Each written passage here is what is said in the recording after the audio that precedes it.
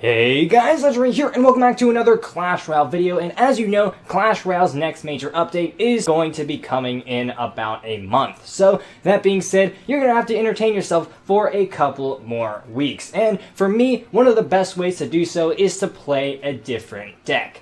Hey guys, Legendaray here, and welcome back to another Clash Royale video. Today, I'm going to be going over the top 5 off-meta decks that you guys should run in this current meta. These are 5 decks that I've taken from top ladder matches as well as 12-win grand challenges. A few of them have even made an appearance in CRL, so you can be sure that they all definitely work in this current meta. Of course, for each deck, I'm going to go over a quick breakdown and give you guys a couple of tips on how to play each one. Deck links will be down in the description, and hey, while you're down there, please leave a like down below and subscribe to my channel for more videos like this one. Also, go check me out on my Instagram and Twitter, links down below. And if you'd like to support me in-game, feel free to use code Legendaray in the shop. And with all that out of the way, let's get right into the decks.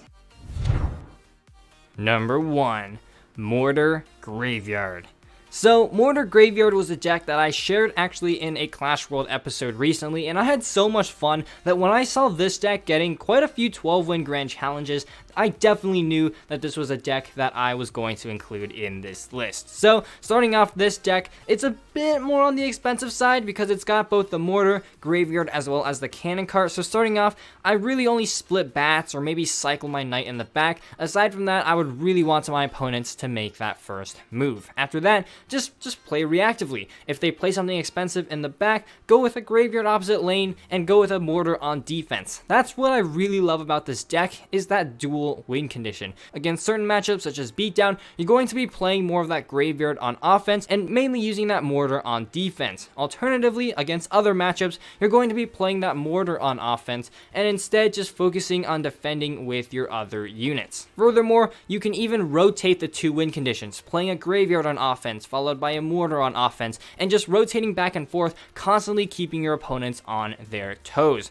On the defensive end, this deck is also very solid. Mortar is so good on defense, and combined with the super high DPS of both the Cannon Cart as well as the Musketeer, this deck is just so effective. In addition, it's actually surprisingly solid in terms of air defense as well. Musketeer again deals massive amounts of damage, and the Royal Delivery, although receiving a slight nerf a few months ago, is still very powerful. Add that with the arrows and the bats, and you just have an absolutely unstoppable air defense. Now, if there's one thing that I want you to take away when playing this deck, is that you want to maintain a high pressure. There are 3 ways in this deck to actually go on offense with that Mortar, with that Graveyard, or with actually that Cannon Cart. The Cannon Cart can lock onto towers super sneakily, and when you have a big push going down one lane, you can sometimes just plop down a Cannon Cart on the opposite lane, have that lock onto the tower super quick, and that's going to be an immediate couple hundred damage at least. This deck doesn't have a big spell, so you do want to be careful and you want to make sure you can finish those towers off, but the Graveyard with its RNG can almost always guarantee 1 or 2 skeleton hits, so at least you have that to slowly chip away.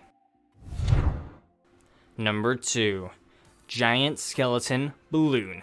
Now, this is a new deck that followed with the buff of the Fisherman. Fisherman is honestly such a good card in this new meta, and combined with this balloon cycle deck is just so effective. Now, starting off this match, you can see that there are more cycle cards in this deck, so it's a lot more acceptable to make that first play. Starting off, you can cycle skeletons, bats, miner to the safe spot, or go in with that snowball onto the tower just to try and force your opponents to make that first big commitment. After that, again, just react accordingly. If they play one of their major air counters, go in with a balloon opposite lane because that'll leave them struggling to defend it. If they play something big, consider playing that Giant Skeleton in the back because the Giant Skeleton is such an effective card at clogging up a lane, and the more elixir your opponents push into it, the more elixir they're basically throwing away into the bomb. Aside from that, Hunter is going to be your major tank DPS for both ground and air, so be sure to save that card and use it only when absolutely necessary. Aside from that, Fisherman is going to be very useful for King Tower activations against major tanks such as the Giant and the Goblin Giant, and Skeletons and Bats can not only provide a lot of cycle value,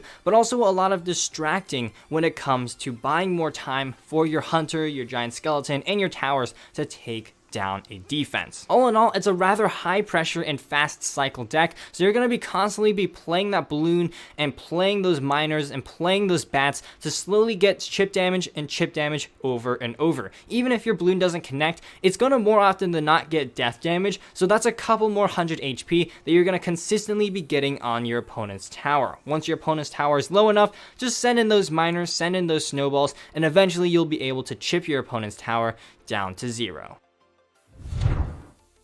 Number 3, Pekka Balloon Freeze. Now, a lot of you guys know this deck, you've seen it, you may love it, you may hate it, but it's the well-known Anaban deck, and this deck is so much fun to play because, I mean, it's Pekka, it's got Balloon, it's got Lumberjack, it's a very, very easy deck to grasp. So, starting off the match, I generally wouldn't make the first move. There's not many evident cycle cards. I mean, you could probably cycle a Zap or an Ice Wizard, but aside from that, I generally will wait for the opponent to make the first move. That's because this deck is so robust on defense that it can almost defend any push. It's got the Pekka and the Lumberjack for anything ground, and the Ice Wizard and the Baby Dragon comboed with the Tornado for anything in the air. In terms of offense, you can build up some really quick pushes with a Naked Balloon or maybe a Balloon Lumberjack, and then comboing that with a Freeze, a Tornado, or maybe a Zap. Alternatively, you can build up bigger pushes as well by playing that Pekka in the back or by building up pushes off of a counter push. This is most often the way that you're going to be building up pushes. Focus on defending that push with a positive trade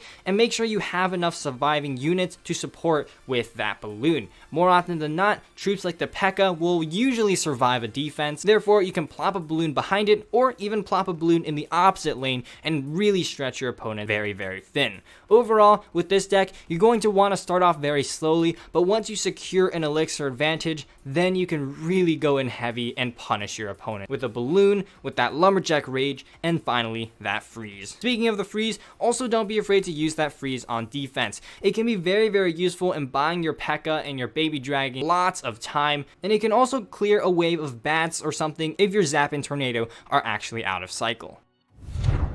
Number 4, Hog Rocket Executioner. So this deck is a deck, I mean, some people would consider it meta, but you don't really see it at tournament standard, so I would definitely still consider this an off-meta deck. So this is a Hog kind of cycle deck, so you're going to be rather aggressive with this deck. Starting off the match, I would be perfectly fine with just going in with a Hog. I know some people wouldn't because the Hog can just be tornadoed to the King Tower, but personally, I'm not too worried about that because you can, out-cycle the opponent's NATO, or you can just rocket cycle your opponents. In addition, you can actually afford to go rather aggressive with the Hog because this deck is so solid on defense. The Executioner and the Valkyrie combined with the Tornado are just so solid on defense. It can actually shut down almost any push if you play it correctly, especially when you use the Ice Spirit and the Goblins as proper distraction units. That Valkyrie can provide most of the tanking, while the Executioner just dishes out damage from far away. Now, aside from the Hog Rider, sometimes, your opponents just have all the counters, the Tornado,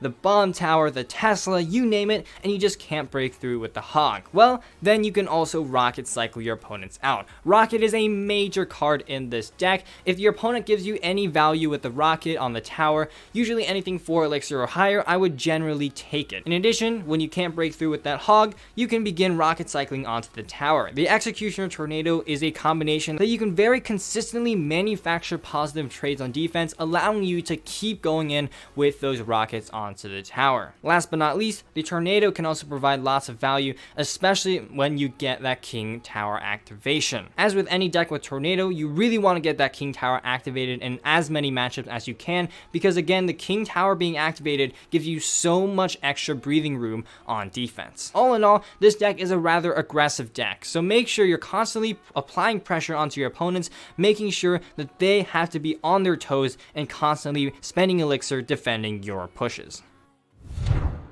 Number 5, Ram Rider Bridge Spam. Now, I guess you could argue that this deck isn't too off meta, but it still doesn't see that high usages, and it's not a deck that you'll actually see all that often. Now, this deck, as in the name, is a bridge spam deck, meaning that you're going to be applying a lot of offensive pressure. Starting out the match, you can maybe go in with a bandit at the bridge or cycling a bar barrel, because those two moves will get a lot of damage onto the opponent's tower if they don't respond. After that, you can go ahead and just react accordingly. If they play a tank, go pressure in the opposite lane with a ram rider or a lumberjack, and then go in with that heal spirit as well. Or if they play something cheaper, maybe just go ahead and cycle a magic archer in the back and allow that archer to get as much value as possible. The heal spirit is a super useful unit in this deck because most of the cards, actually all the cards in this deck are rather mid-tier in terms of HP. So whenever a heal spirit jumps onto a unit and provides that healing aura, it can heal about a third to a half of the HP on every single unit in this deck. So therefore, that heal spirit, it is so important that you make sure that it connects as many times as possible. Now again, your offense is rather simple, just playing those lumberjacks, bandits, ram riders to head straight towards your opponent's tower, and then occasionally playing down that magic archer to get chip damage.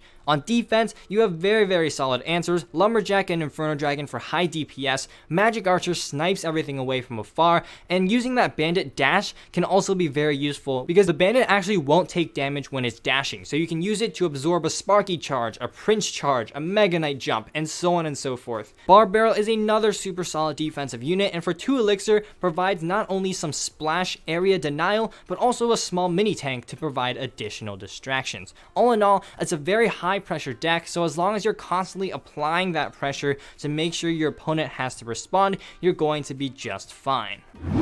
So there we go, those are the top 5 off-meta decks that I would recommend you guys run in this current meta. Off-meta decks are some of the most fun decks to play because the card combinations are just so unorthodox that they honestly switch up your gameplay quite significantly. Of course, again, deck links down in the description, but unfortunately, guys, that's all I've got time for in today's episode. Huge thanks to all of my channel members. You guys are the absolute G's. If you enjoyed, please leave a like down below as well as a subscription to my channel. And as always, this is Legendaray, and I'm signing off. See you guys next time.